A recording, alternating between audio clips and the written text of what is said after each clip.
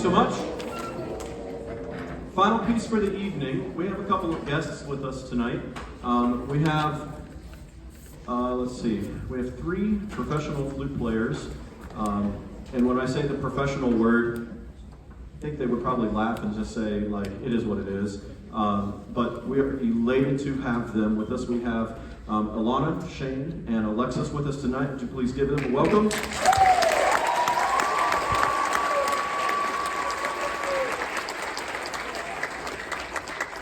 On the piano, we have Mary Pruitt.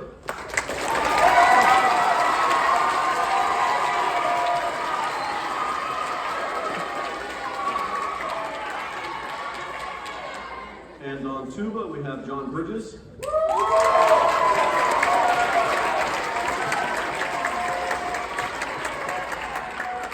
I know we have a couple of alumni in the house that came in to stop in tonight and to check the bands out and see some of our friends. Welcome back, welcome home.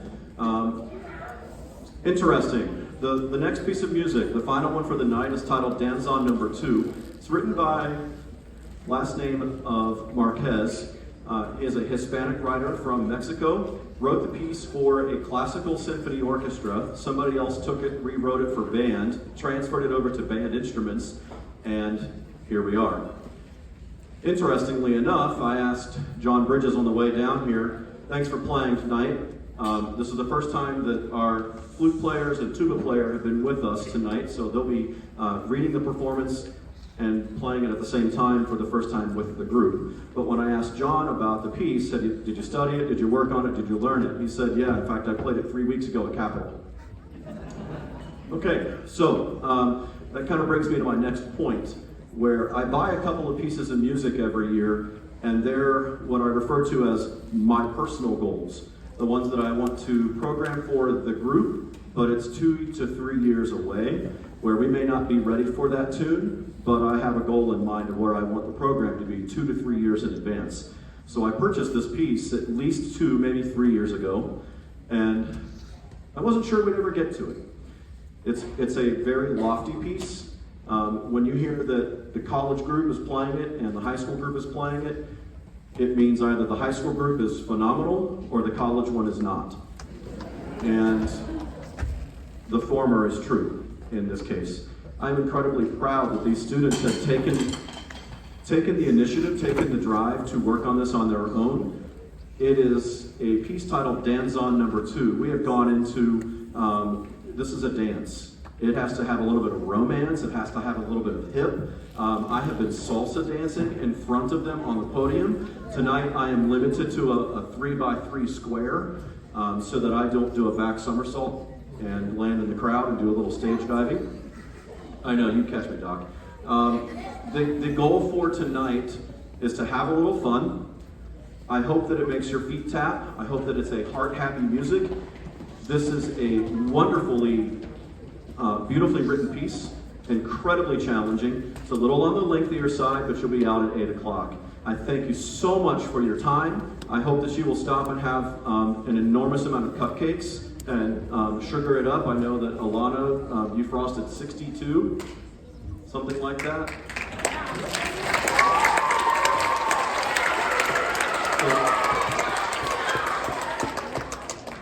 Thank you so much. Tomorrow we have a jazz concert. We have middle school jazz, high school jazz.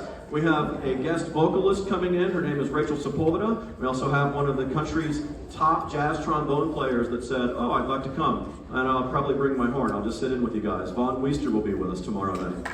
So, 7 o'clock tomorrow here in the auditorium. Same bat time, same bat channel. For those of you that don't know what that is, it's a reference from later. This is Danzon No. 2.